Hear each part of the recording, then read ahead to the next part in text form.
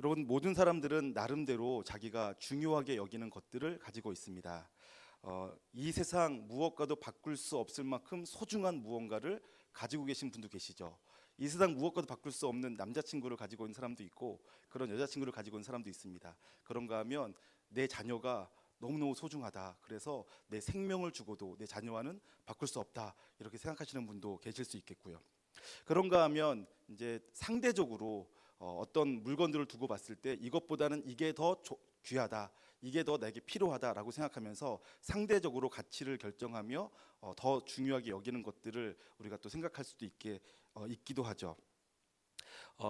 내가 무엇을 더 소중하게 여길 것인가, 무엇을 더 가치 있게 여길 것인가 라는 기준을 정하는 것, 그것을 우리가 가치관이라고 부릅니다. 그래서 우리 모든 사람들은 알게 모르게 나름대로의 가치관을 가지고 있고, 그러한 가치관에 의해서 어떤 것들을 선택하며 살고 있습니다.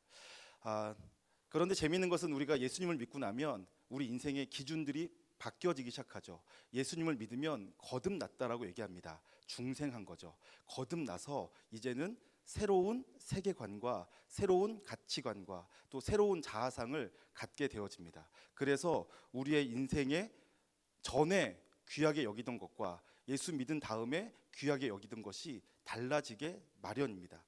사도 바울은 이렇게 얘기합니다. 빌립보서 3장 7절과 8절에서 이렇게 말하는데요. 그러나 무엇이든지 내게 유익하던 것을 내가 그리스도를 위하여 다 해로 여길 뿐더러.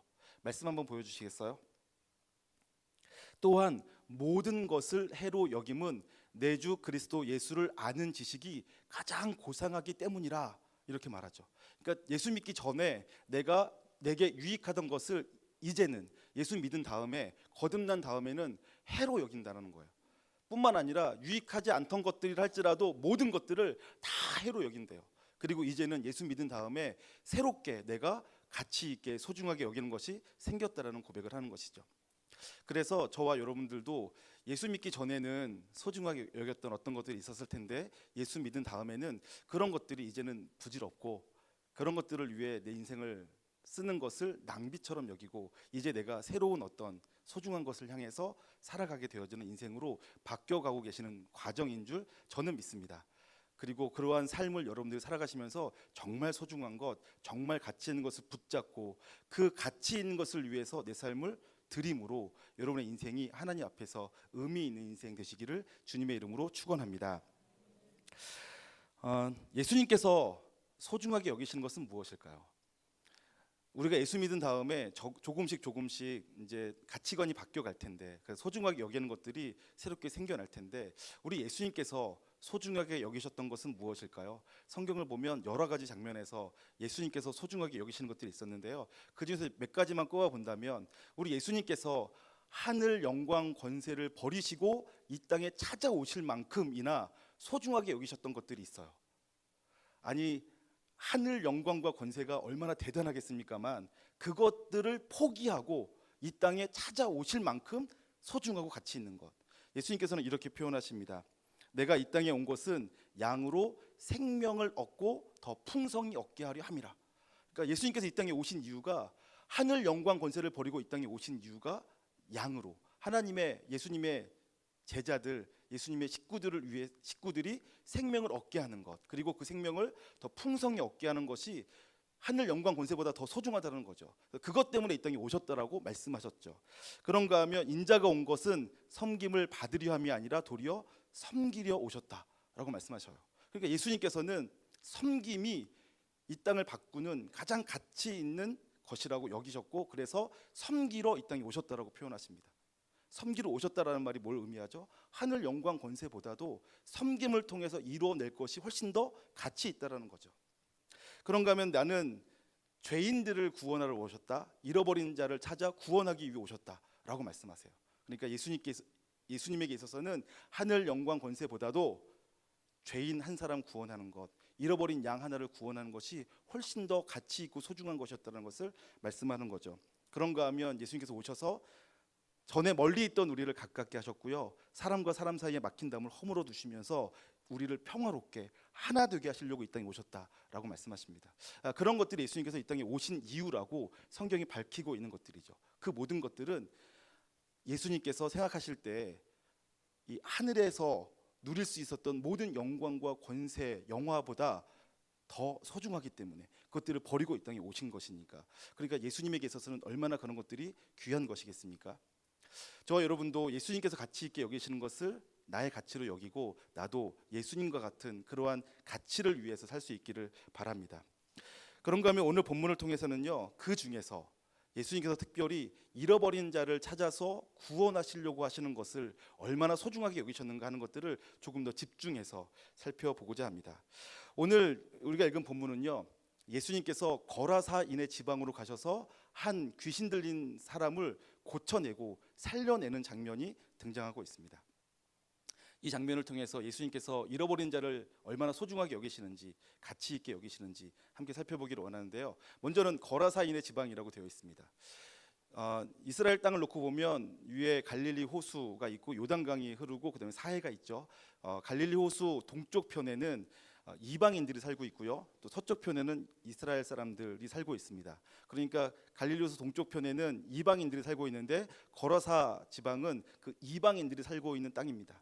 그러니까 예수님께서 지금 찾아가신 곳은 이방인들이 살고 있는 곳이고요. 오늘 본문에 보면 그곳에 있는 사람들이 돼지를 친다라고 되어 있는데요. 이스라엘 사람들은 돼지를 불결한 음식으로 알고 먹지 않기 때문에 유대인들, 이스라엘 사람들은 돼지를 치지 않습니다. 그러니까 그들은 이방인일 뿐만 아니라 이스라엘 사람들이 불결하게 여기는 돼지를 치는 사람들이 살고 있는 곳이죠. 물론 돼지고기는 그 당시에는 유대인들만 먹지 않았지 로마의 귀족들이 먹던 고급 음식이긴 합니다만, 그런 어쨌든 예수님께서 관심 갖지 않으실 법한 땅인데 예수님께서 찾아가셨어요. 그런가 하면 우리가 읽지 않은 사장에 보면요, 예수님께서 아침부터 하루 종일 갈릴리 호숫가에서 몰려든 사람들에게 비유로 천국 복음을 전하셨어요. 지난주에 들었던 씨 뿌리는 비유도 그때 말씀하신 것입니다. 그렇게 하루 종일 말씀하시고 예수님께서 피곤하신 가운데 우리가 배를 타고 거라사 지방으로 건너가자라고 말씀하신 거예요. 근데 예수님께서 얼마나 피곤하셨는지요, 그 밤에 배를 타고 가는데 배 고물에서 주무셨어요. 그러니까 얼마나 피곤하시면 주무셨겠어요. 근데 심지어는요, 그 밤에 풍랑이 일었대요. 풍랑이 있는데 풍랑이 있는 것도 모르고 주무실 만큼 예수님께서 피곤하신 거예요.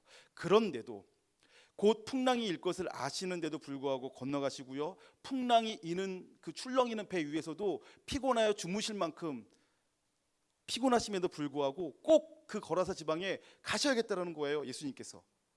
그렇게 해서 피곤하고 풍랑 이는 바다를 건너 찾아간 곳이 고작 이방인들이 사는 곳이고요. 거기서 만난 사람은 누구죠? 귀신 들린 사람들. 그 지역 사람들이 다 기피하고 싫어하는 귀신 들린 사람이에요. 이것이 우리에게 뭘 의미합니까? 예수님께서 얼마나 한 영혼, 귀신 들려 모든 사람들이 싫어하고 멸시하는 그 사람을 소중히 여기시는가 하는 것들을 보여주는 그런 장면이라고 할 수 있겠죠. 그 더러운 귀신은요, 귀신 들린 사람은요, 먼저 오늘 2절 말씀에 보니까 더러운 귀신이 들렸대요. 그냥 귀신, 보통 귀신을 표현할 때는 늘 더럽다라는 표현을 씁니다.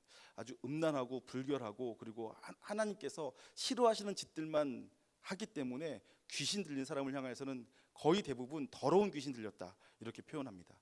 그가 아주 불결한 상태에 있었고요. 그리고 그는 또 무덤 사이를 거닌다라고 표현되어 있어요. 무덤, 이스라엘 사람들은 시체도 만지지 않는데 사람들이 가기 싫어하는 무덤 사이를 거니는 사람이었고요. 그리고 3절과 4절에 보면 그가 얼마나 거칠고 포악한지 사람들이 그를 제어하려고 손과 발에 착고를 채워놓고 통제하려고 했지만 통제가 안 됐어요. 힘이 얼마나 센지, 그 안에 들인 귀신이 얼마나 강력한지 쇠사슬을 끊어버리고요. 그리고 아주 거칠고 포악하게 사람들을 위협했어요. 사람들이 그를 다 꺼려했죠. 그리고 심지어 그는요, 자기 자신의 몸을 해쳐요. 5절에 보니까 돌로 자기 몸을 해치고 자기 자신을 상하게 하는 사람이에요. 그러니까 이 사람은 좋아할래야 좋아할 수가 없는 사람이죠.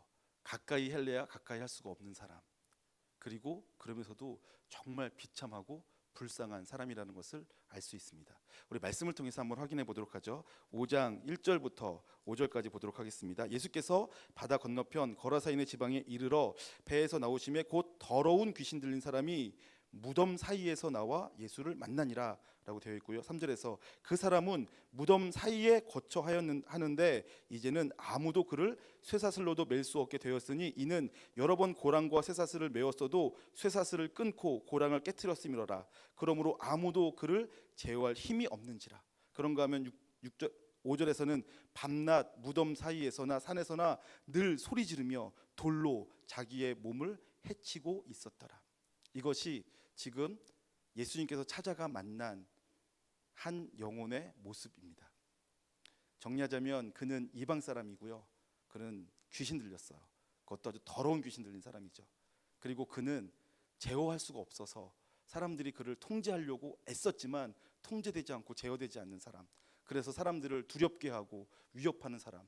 밤낮 소리질러 사람들을 불편하게 하고 사람들의 신경을 자극하고 두렵게 하는 사람. 그러면서도 자기 자신을 해치는 아주 불쌍한 그런 사람이었다는 것입니다. 그런 사람을 예수님께서 굳이 찾아가셔야 되는가 하는 생각이 들기도 합니다. 그런가 하면 이 장면에서 제게 또 이러한 궁금증 질문이 생겼어요. 저는 목회자로 지내면서 여러 사람들을 만나는데요. 아주 신앙이 좋으신 분들에게 제가 어떻게 그렇게 좋은 신앙이 생겼습니까? 라고 이렇게 질문을 하면 그분들이 예전에 병이 들어서 그래서 예수님을 만나기 시작했다. 혹은 사업에 실패해서 고난 중에 주님을 만났다. 이런 표현들을 종종 하시는 분들을 만나게 됩니다. 뭐 어려서부터 모태신앙으로 잘 자라오신 분도 계시지만 중간에 나중에 예수님 믿으신 분들은 그런 고통, 아픔, 실패를 통해서 자기 힘으로 넘기 힘든 어떤 벽을 만났을 때 예수를 만나기도 합니다. 그리고 지금 이 순간에도 수많은 사람들이 자기 힘으로는 어쩔 수 없는 한계에 봉착해서 더 이상 내 힘으로 살 수가 없기 때문에 하나님이라도 한번 의지해 볼까 하고 찾아오시는 분들이 종종 계십니다. 그런 분들을 만나면 이제 제 아내도 또 혹은 어떤 과정 속에서 그런 고통 중에 있는 분이 이렇게 질문하기도 하십니다.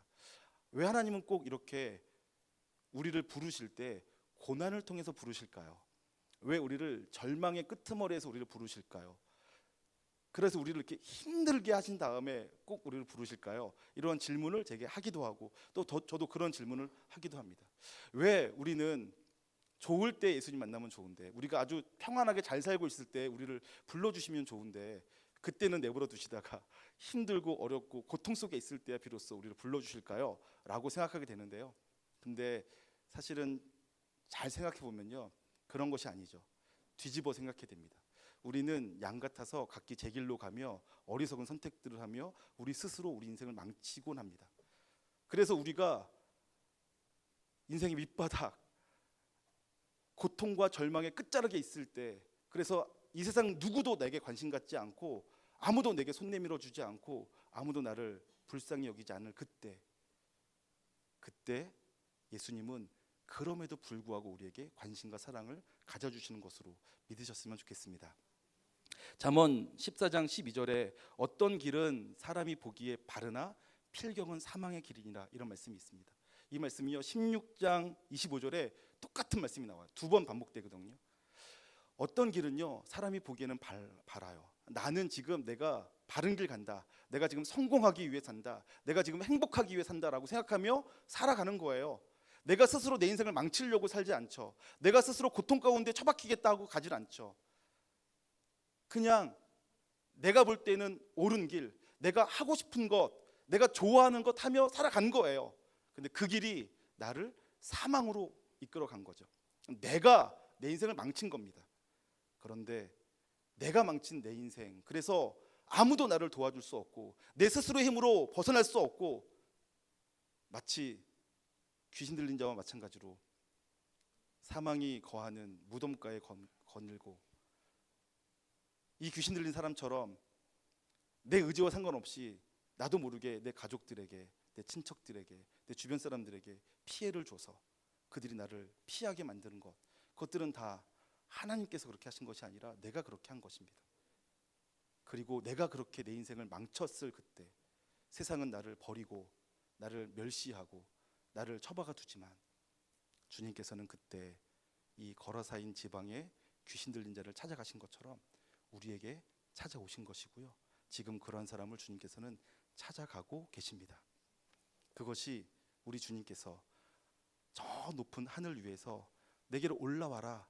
너희가 율법을 지키고 선을 행하고 온전한 삶을 살아서 하늘에 이르면 내가 너를 구원하겠다라고 하신 것이 아니라, 우리가 연약하고 우리가 죄인 되었고 우리가 실패하여 아무것도 할 수 없고 심지어 하나님과 원수 되었을 그때에 주님께서 친히 그 모든 권세를 버리고 이 땅에 찾아오신 이유입니다. 주님께서 우리를 구원하신 이유이죠. 구원하신 방법이고요. 그래서 로마서에는 이렇게 표현되어 있는데요. 지금 제가 이런 말씀 드리는 것은 그 거라사인 지방에 있는 귀신 들린 자와 우리가 별반 다르지 않다는 것을 제가 말씀드리려고 하는 것인데요. 그는 정말 끔찍한 상태에 있었고 우리는 그보다 훨씬 상태가 좋은 것처럼 여겨지지만, 그러나 하나님께서 보실 때는 여전히 우리는 연약한 자, 무기력한 자였고요. 우리는 죄인이었고요. 우리는 하나님께 대해서 원수된 자였습니다. 로마서 5장 6절과 10절 말씀을 함께 보도록 할까요? 우리가 아직 연약할 때 기약대로 그리스도께서 경건하지 않은 자를 위하여 죽으셨죠. 의인을 위하여 죽는 자가 쉽지 않고 선인을 위하여 용감히 죽는 자가 혹 있지만, 우리가 아직 죄인 되었을 때, 의인이 아니고 선인이 아니라 죄인이었을 때 그리스도께서 우리를 위하여 죽으심으로 하나님께서 우리에 대한 자기의 사랑을 확증하셨죠. 넘겨주세요. 그러면 이제 우리가 그의 피로 말미암아 의롭다 하심을 받았으니 더욱 그로 말미암아 진노하심에서 구원을 받을 것이니, 곧 우리가 원수 되었을 때 그의 아들의 죽으심으로 말미암아 하나님과 화목하게 되었은즉 화목하게 된 자로서는 더욱 그의 살아나심으로 말미암아 구원을 받을 것이니라. 구원받기 전에 우리의 상태를 로마서에서는 세 가지로 표현하는데, 연약한 자, 죄인, 원수라고 표현하고 있어요. 그러니까 하나님을 보실 때에는요, 거라사 지방에 살고 있었던 그 귀신 들린 자나 우리나 똑같은 죄인이고요, 똑같이 무기력한 연약한 자, 똑같이 원수된 자에 불과했습니다.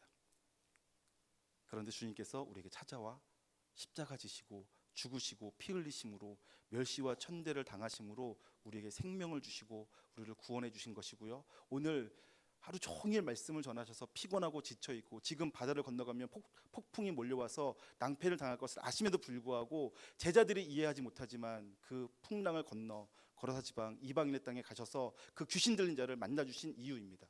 주님께서는 그 한 영혼이 소중했기 때문에 그렇죠. 그 한 영혼을 구원하는 것이 너무나 가치 있었기 때문에 주님께서 그렇게 찾아가신 줄 믿으시길 바랍니다. 그 주님께서 언젠가 저와 여러분을 찾아오셨고, 그 주님께서 지금 우리의 삶을 살려내시고 더 풍성한 삶을 살게 하시려고 지금도 하늘 보좌 우편에서 우리를 위하여서 중보하시며 기도하시고 애쓰고 계십니다. 저와 여러분이 그래서 그 주님, 연약한 자, 죄인, 또 원수되었던 나를 사랑해 주시고 구원해 주시고 찾아와 주신 것에 대해서 감사할 줄 알고 그분께 영광 돌리는 삶 사실 수 있기를 주님의 이름으로 축원합니다.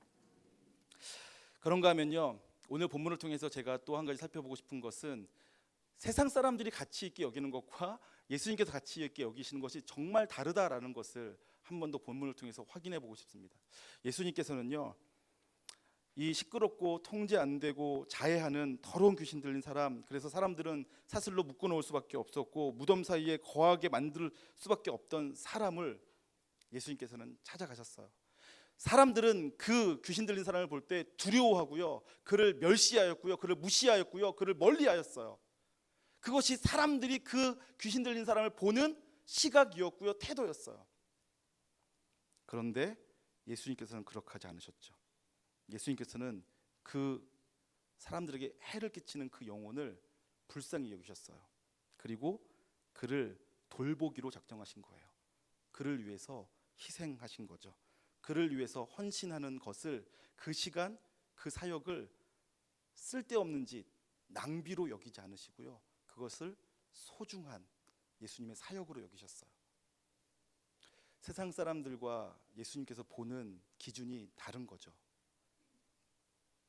그런 사람을 위해서 시간을 쓰고 그런 사람을 위해서 풍랑을 무릅쓰고 피곤을 무릅쓰고 거기까지 가야 하는가 하고 생각하는 것이 세상 사람들 혹은 저와 우리들의 생각일 수 있는데, 예수님은 그렇게 여기지 않으시고요, 그 사람, 바로 그 사람을 귀하게 여기시며 찾아가시는 것, 그것이 예수님의 마음인 것입니다. 그런가 하면 이 귀신 들린 사람이요, 예수님을 통하여서 귀신이 쫓겨났어요. 그에게 있는 귀신은 이름이 무엇이냐 물었더니 군대래요. 그것은 라틴어로 레기온이라고 부르는데요. 사단 병력을 의미합니다. 사단 병력은 6천 명에서 10,000명까지의 이 한 지역을 다스리는 병사 그를 말하는데요. 군대. 그런데 한 사람에게 수많은 귀신이 몰려 있어서 그 지역에서 영향력을 행사하고 있었던 거라고 보여집니다. 그 군대 귀신을 예수님께서 쫓아내셨죠. 근데 그 군대 귀신이 돼지떼에게로 들여보내달라고 했고 예수님께서 허락하시자 그 군대 귀신이 돼지떼에게로 들어갔는데 2,000마리나 되는 돼지떼가 그 군대 귀신에 의해서 귀신 들렸고 돼지가 귀신 들렸고 그 돼지는 호숫가로 쓸려 내려가듯이 달려가 다 물에 빠져 죽어버렸습니다. 그러고 났더니 돼지는 죽고 그 귀신 들렸던 사람은 이제 정상이 되었어요. 정상이 되었으니 그가 이제 얌전하게 말짱한 정신으로 또렷한 눈빛 그리고 또렷한 말로 자기 생각과 의견을 얘기하기 시작했고 그리고 그가 의관을 정제하여서 바르게 예수님 앞에 서 있습니다. 그런데 돼지 던 사람들이 놀라서 마을 사람들을 불러온 거예요. 큰일 났다. 돼지떼가 다 몰살했다. 근데 사람들이 몰려오죠. 몰려와서는 예수님과 전에 군대 귀신 들렸던 사람이 정신 똑바로 차리고 정상이 되어 있는 것을 본 거예요. 그러면 만약에 이렇게 반응했으면 얼마나 좋을까요? 와, 놀랍다. 귀신 들려 미쳐버린 사람이 이제 정상이 되었구나. 이제 새로운 삶을 살게 되었구나. 할렐루야 하고 찬송하며 기뻐했으면 얼마나 좋을까요? 근데 그들은 그렇게 볼 수 있는 시야와 마음이 없었어요. 그들은 그 모습을 보고 도리어 두려워하면서 예수님께 제발 부탁이니 이 마을에서 이 지역에서 좀 떠나 주십시오라고 간청합니다. 왜냐하면 그들에게 있어서는 귀신 들렸던 사람이나 정상이 됐던 사람이나 돼지떼보다는 중요하지 않기 때문에 그렇습니다. 그들은 아예 영혼에 관심이 없었기 때문에 그런 거죠. 근데 그게 세상의 시각입니다. 세상은 예수님을 알지 못하고 하나님을 알지 못하고 하나님의 섭리와 성품을 알지 못하기 때문에 그저 자기 눈앞에 있는 이익이 훨씬 더 중요하고요. 하나님께서 소중하게 여기시는 한 영혼이 얼마나 가치 있는지, 주님께서 그를 위해 얼마나 애쓰시는지, 얼마나 지금도 쉬지 않고 일하고 계신지를 볼 수 없고 알 수 없어요. 그래서 살아나도 생명이 살아나고 정상이 되어도 기뻐하기보다는 오히려 잃어버린 것 때문에 안타까워하는 것이 세상의 시각인 것이죠. 세상은 그럴 수밖에 없습니다. 볼 수 없기 때문에 그렇죠. 저와 여러분은 세상과는 다른 시각을 갖게 되었으면 좋겠습니다. 세상 사람들과 똑같은 눈이 아니라 세상과는 다른 눈, 하나님 아버지의 마음과 하나님 아버지의 시선을 가지고 한 영혼 한 영혼들을 바라볼 수 있었으면 좋겠습니다. 지금 내게 아무런 유익이 되지 않아도, 지금 설령 내게 손해가 될지라도 한 영혼이 천하보다 귀하다 하신 말씀을 붙잡고 영혼을 위해서 헌신하고 투자하고 힘쓰는 것을 낭비로 여기는 것이 아니라 하나님의 사역에 동참하는 것으로 알고 함께 동참하여 하나님의 나라를 이루어가는 귀한 하나님의 사역자 되셨으면 좋겠습니다.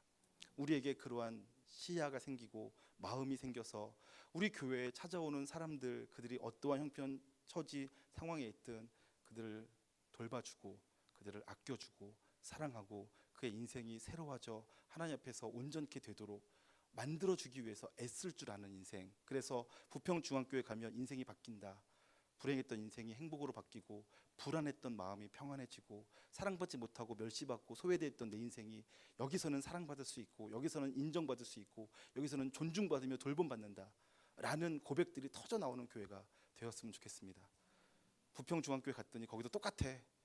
세상이나 교회나 똑같아. 다 나를 냉대하고 멸시하고 무시해. 소용없어 라고 말하는 소리가 들리지 않고 정말 거기는 따뜻한 곳이야. 가족 같아. 천국 같아 라고 하는 고백이 들려오고 그래서 그들의 인생이 우리 교회를 통하여서 회복되었으면 좋겠고 그래서 하나님께서 부평중앙교회를 바라보실 때에 흐뭇해하시고 미소 지으시고 마치 추수 때 얼음 냉수를 가져온 충성된 사자를 보는 것처럼 우리 교회를 보실 수 있게 되기를 원하고 소망합니다. 그래서 우리가 어떻게 살아야 될까요? 두 가지만 정리하자면 저와 여러분이 첫 번째로는 나 같은 죄인을 살리신 주님께 감사하셨으면 좋겠습니다. 나도 거라사 지방에 있는 귀신 들린 자와 별반 다를 것 없는 죄인이었고 연약한 자였고 원수된 삶을 살았었는데 이 나를 구원해 주신 주님의 사랑이 놀랍다, 은혜다 라고 생각하며 감사할 줄 아셨으면 좋겠고요. 두 번째는 그래서 우리도 예수 그리스도의 심장을 가지고 가난하고 불쌍하고 소외되고 아픈 사람들을 찾아가 돌봐주고 그들을 섬겨주고 그들을 살려내고 그들이 풍성한 삶을 살 수 있도록 도와줄 줄 아는 인생이 되셨으면 좋겠습니다. 그러한 마음 가지고 살아가는 저와 여러분 되시기를 주님의 이름으로 축원합니다.